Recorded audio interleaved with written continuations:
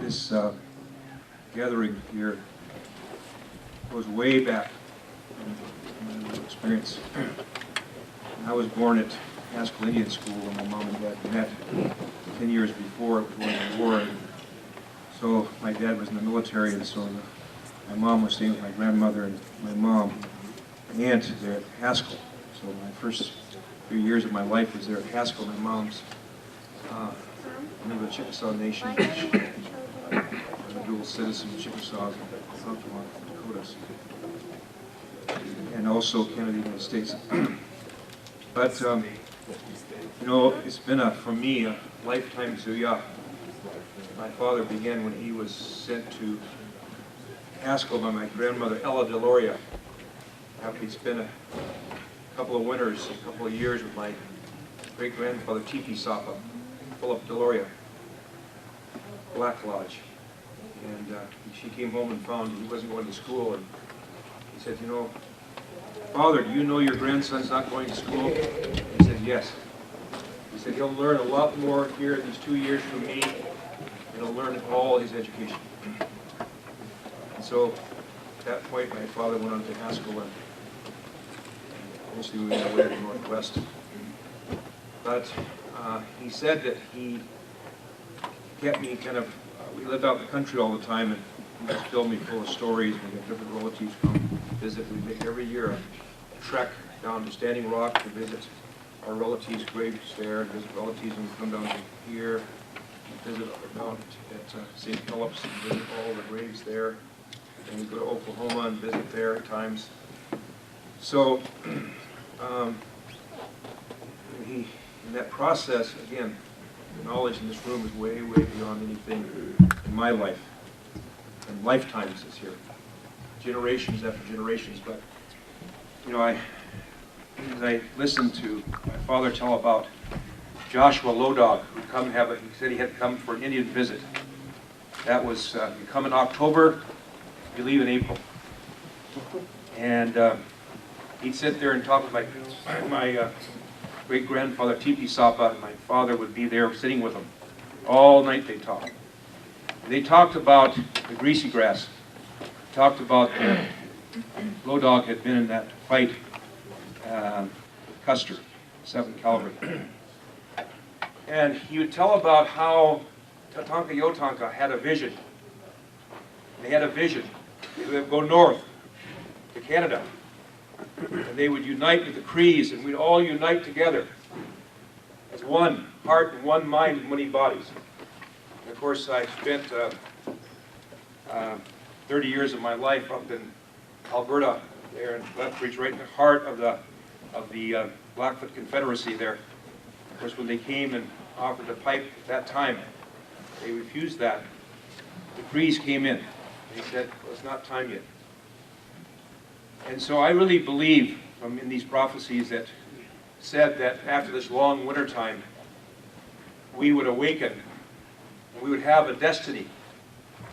And our destiny, not just one of us, all of us, our destiny was at a time of great springtime, would be to arise, and through this great teachings we have in this circle, these young future generations we heard sing, that we would not only uplift ourselves, but we would uplift the entire human family. And so this great calamity is upon us. And we're going to have just briefly relatives who have been working with this. Tom Goldtooth, Indigenous Environmental Network, who's done so much groundwork that led to this gathering. Everybody who's been concerned, not only here, but you'll hear from Canada. So I want to give at this time thanksgiving to Prime Minister Stephen Harper of Canada for bringing this to be. Because what he's done is he's put down the final straw. The final straw. We'll hear here just a minute from Chief Darrell. The final straw. And at that point, people begin to arise across Canada. This is where this Idle No More movement's coming. Because in order to the greed of sucking that blood from Mother Earth, they begin to eliminate every environmental law without consultation, without free, prior, informed consent. And so at the final straw, 4 women stood up and said, no more.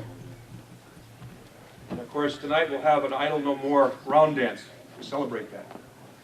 And so what's happened to the North is that there's been a declaration signed called the Save the Fraser River Declaration. 130 First Nations have signed that, which now completely blocks that exit for 2 pipelines out to the west coast of China. And of course, we're going to hear what's happening here, as well as what's happening in the tar sands. We have a sister, 10-2 Cardinal here, who her home is at the epicenter, at the center of this disgrace to Mother Earth.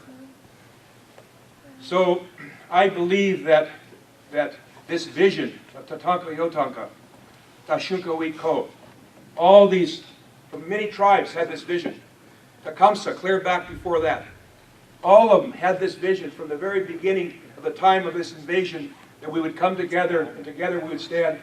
But I think that vision we still hold, but now we realize it has to be unprecedented, unified action that brings together all members of the human family as one heart and one mind to end this once and for all, so we can go on to the promised springtime and the promised time, they say, a day without night that's before us. And so that's the purpose here, to first of all to see if we can talk about how can we together, without borders, without boundaries, with ranchers, farmers, the environmental groups that are here, our nations who are here or not here, how we can come together and give a message to the president here, our chairperson of our tribe here, wrote a letter to him, inviting him to be here, not him, but a representative to come here. And it said in there that if this is signed, the XL Keystone Pipeline is signed, it will have very regrettable consequences. Because you can come up here later, you'll see all the maps, all the sacred places. You'll see all the camps where our ancestors camped. This pipeline going through. We know, and by the way, you'll soon get a briefing on all this stuff that's happening around Mother Earth, and you'll see in Kalamazoo what happened when they have these kind of, this bitumen oil. It's like dirty oil. It doesn't dissolve like the other oil. They're getting down as desperate as they can to get the stuff that is the most dirty.